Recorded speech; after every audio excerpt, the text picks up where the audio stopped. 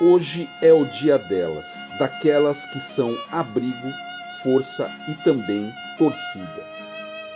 Mãe é quem ensina, cuida e vibra por você, mesmo quando ninguém mais acredita. Tem mãe que não perde um jogo, tem mãe que não entende as regras, mas entende quando o coração do filho está batendo mais forte por um gol. E tem mãe que veste o vermelho, o branco e o preto com orgulho, porque ser mãe é ser time. Hoje é dia das verdadeiras campeãs da vida, das que levam troféus invisíveis todos os dias e das que com certeza fariam parte da história do São Paulo Futebol Clube se o campeonato tivesse a ver com amor.